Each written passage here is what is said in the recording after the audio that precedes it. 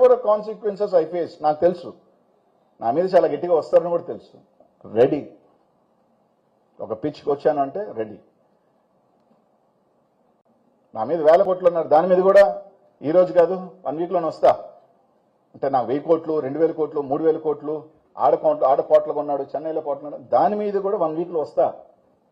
దాని మీద కూడా మొత్తం నాకెంత ఉంది, నా చిట్టి ఏంది, నాది ఏంది, నా చిట్టీలు గిట్టీలు కొంతమంది చెప్తుంటారు, నీ చిట్టీలు బయటపడతావు, నీ ఆస్తులు ఏడున్నాయి, నీ ఆస్తులు ఇక్కడ ఉన్నాయి, నీ ఆస్తులు అక్కడ ఉన్నాయని. మొత్తం నా ఆస్తుల వివరంతో 1 వీక్లో, అంటే ఈ రోజు దాన్ని పెడితే బాగోదు కాబట్టి నెక్స్ట్ వీక్ వస్తా, ఇస్తా. అధికారంలో వాళ్ళు ఉన్నారు, మొత్తం అది కూడా చెప్తా వివరణగా, ఏం ఇబ్బందిలే.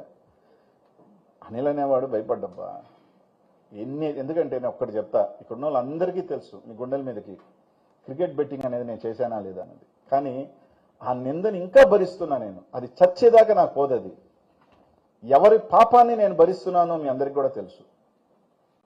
కింద కామెంట్లు ఎట్లా అంత నీచమైన కామెంట్లు పెడుతున్నా కూడా రైట్, ఓకే. నేను ఎక్కడ ఈ రోజు కూడా నేను మాట్లాడలా, ఎందుకంటే ఆ మడ్డు నా మీద పూశారు. నేను అందరినీ ప్లీజ్ చేయలేను, అందరికీ ఇది నేను ఒప్పించలేను, అందరూ నమ్మాల్సిన బాధ్యత కూడా ఎవరికి అవసరం లేదు. నా అనుకున్న వాళ్ళు నమ్ముతారని, నా కాదనుకున్న వాళ్ళు వ్యతిరేకిస్తారని కాదు. కానీ అది చచ్చేదాకా నేను చేయని పాపం, అట్లాంటి నీచమైన దరిద్రాన్ని నేను మోసుకుంటున్నా. అంతకన్నా ఏం కాదు కదా, ఇంతకన్నా నేను నిందపోసేది ఏం లేదు కదా. దాంట్లో రాజకీయాల్లోకి వచ్చిన తర్వాత 1000 కోట్లు 2000 కోట్లు 3000 కోట్లు ఉన్నాయంటే అనుకుంటే నేను అందరికీ ఒప్పించాల్సిన అవసరం లేదు కదా. నా పరిస్థితి ఇది, నా పరిస్థితి అది అని చెప్పాల్సిన అవసరం నాకు లేదు, నేను చెప్పాల్సిన బాధ్యత నాకు లేదు. కానీ ఎంక్వైరీ చేసుకుంటే నా ఆస్తులు ఏమైనా చేస్తే అది కూడా చెప్తాను, దాన్ని మీద చేసుకోకపోతే తప్పకుండా వాళ్ళ ప్రయత్నాలు వాళ్ళు చేస్తారు, రకరకాలు చేసి అన్నీ చేసి వాళ్ళు వాడుతూ ఉంటారు, వీళ్ళు వాడుతూ ఉంటారు, వాళ్ళు వాడుతూ ఉంటారు. లోడితే లోడుకుని డబ్బా. నేనేమి ఈ భారతదేశంలో కేజ్రీవాల్, చంద్రబాబు నాయుడు, జగన్మోహన్ రెడ్డి, అమిత్ షా, జయలలిత వీళ్ళందరికన్నా అతీతుడిని పెద్దోడిని కాదు కదా, అర్థమేంటది. కాబట్టి నాకేమి ఇబ్బందిలే, నేను చేసేది రైట్ ఆర్ రాంగ్గా. నేను ఈరోజు 10 మంది బాగుండాలని కోరుకున్నా, 10 మందికి అది తప్ప ఒప్ప నాకు తెలియదు. 10 మంది అవకాశాలు ఉన్నప్పుడు 10 మంది సంతోషంగా ₹4 సంపాదించాలని కోరుకున్నా. దానికోసమే ఈరోజు కొట్లాడుతున్నా. వాళ్ళు ఏదో కేసు కడతారు, నా మీద ఇది పెడతారు. బంగారంగా కట్టినప్పుడు చాలా మంది ఈరోజు చాలా మంది సిండికేట్లో తిరుగుతున్న చాలా మంది చాలా అకౌంట్లు బయటకు వస్తాయి, చాలా ట్రాన్సాక్షన్స్ బయటకు రావచ్చు. అందరూ అతిథులు కాదు.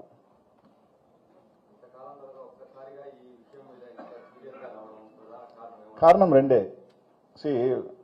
ఒక 1 ఇయర్ నుంచి నా పర్సనల్ రీజన్స్, నేను నర్సరావుపేటకి వెళ్ళటం, ఇక్కడ నేను ఓడిపోయిన తర్వాత నాకు కొంచెం ఇదైంది. నా జిల్లాను వదిలి వెళ్ళిపోయిన తర్వాత కొంచెం నేను టైం తీసుకోవడం జరిగింది, కొంచెం ఫ్యామిలీకి కొంచెం టైం కేటాయించాలనుకున్నా.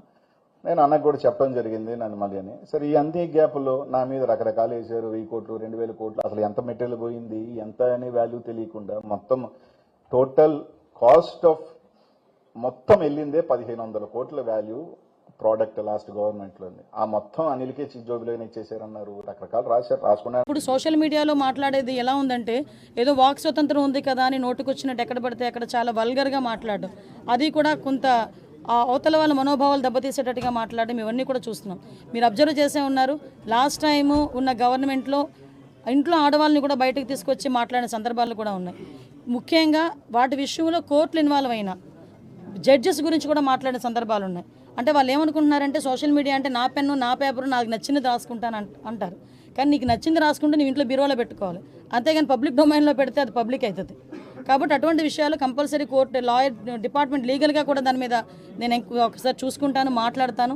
నేను ఒకటి మాత్రం చెప్పగలనండి, ఏదో అనుకోవచ్చు అనిత హోమ్ మినిస్ట్రీకి వచ్చింది అమ్మాయికి ఏం తెలుసు. నిజంగానే హోమ్ మినిస్ట్రీలో నాకు ఓనమాలంటే ఇప్పటికిప్పుడు నేర్చుకుంటున్నా, ఇంకా నేర్చుకుంటా. యాజ్ పర్ లానే వెళ్తాం, ఎక్కడ కూడా డీవియేషన్ అనేది ఉండదు. ఎవరైతే తప్పు చేశారో తప్పు చేసిన వాళ్ళకి ఎట్టి పరిస్థితుల్లోనే శిక్ష మాత్రం పడుద్ది. అందులో ఎప్పుడో మేము చాలా రోజులైపోయింది మా మీద కేసులు పెట్టేసి మేము బెయిల్స్ మీద బయటకు వచ్చేసాం అనడానికి కూడా లేదు. ఆల్రెడీ బెయిల్ మీద బయటకు వెళ్ళిపోయిన వాళ్ళని కూడా తీసుకొచ్చి మళ్ళీ కేసులు ఓపెన్ చేసే పరిస్థితులు కూడా చాలా ఉన్నాయి, వాళ్ళు అదే రకంగా ఉంటాయి కనుక. సో అలాంటి సిచ్యువేషన్స్లో ఎక్కడ కూడా లా అండ్ ఆర్డర్ విషయంలో కాంప్రమైజ్ అయ్యే ప్రసక్తే లేదు.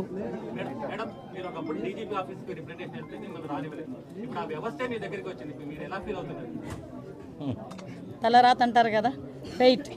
ఒకటేంటంటే అలాగని కాదు, నేను చాలా సందర్భాల్లో చెప్పాను, నేను ఇప్పటికే చెప్తున్నా, డీజీపీ ఆఫీస్కి వచ్చినప్పుడు వాళ్ళు ఎంటర్ చేసి ఒక రిప్రజెంటేషన్ తీసుకుని ఉంటే మహా అయితే పేపర్లో ఎంత కోలం పడేది.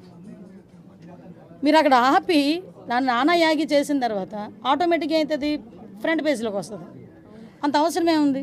మీరు తీసుకెళ్ళిన తర్వాత మీరు చేయాలా చేయలేదా బుట్టదాకలు పడేస్తారు తర్వాత విషయం. ముందు ఒక పబ్లిక్ రిప్రజెంటేటివ్ వచ్చినప్పుడు కానీ పబ్లిక్ వచ్చినప్పుడు కానీ ప్రతి ఆఫీసరు కూడా అది ఏంటి అన్నది రిసీవ్ చేసుకోవాలి. మీకు తెలియదు, లాస్ట్ 5 yearsలో కలెక్టర్ దగ్గరికి వెళ్తా ఉంటే కలెక్టర్ కనిపించేవాడు కాదు, సిపి దగ్గరికి వెళ్తా ఉంటే సిపి కనిపించేవారు కాదు. అంటే వాళ్ళు నేను తప్పు పట్టట్లే, బయట నుంచి వాళ్ళకి వచ్చే ఆర్డర్స్ అలాంటివి. హోమ్ డిపార్ట్మెంట్ని అన్ని డిపార్ట్మెంట్ని ఒక మనిషి గుప్పెట్లో పెట్టుకున్నాడు, అందువల్ల వాళ్ళకి కూడా ఫ్రీ హ్యాండ్ లేదు. నేను లిటరల్లీ నేను డిపార్ట్మెంట్ వాళ్ళని కూడా నేను తప్పు పట్టట్లే, వాళ్ళు కూడా పై అధికారులు ఏం చెప్తారో అది చేయాలి తప్పించి వాళ్ళు ఇండివిజువల్గా చేసే పరిస్థితి లాస్ట్ 5 yearsలో లేదు. ఎంత దారుణం అంటే నేమ్ బోర్డు అనేది వాళ్ళకి ఇచ్చే ప్రైడ్. మీరు పెట్టుకోగలరా నేమ్ బోర్డు?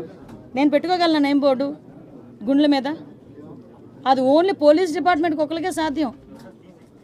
ఐపీఎస్ఓ లేకపోతే ఏఎస్పీఓ డిఎస్పీఓ ఏసీపీఓ డీసీపీఓ whatever it may be, ఆ భుజాలు గుండ్ల మీద నేమ్ బోర్డు పెట్టుకొని ధైర్యంగా పనిచేసే రోజు పోలీసులకి రావాలని కోరుకుంటున్నాను.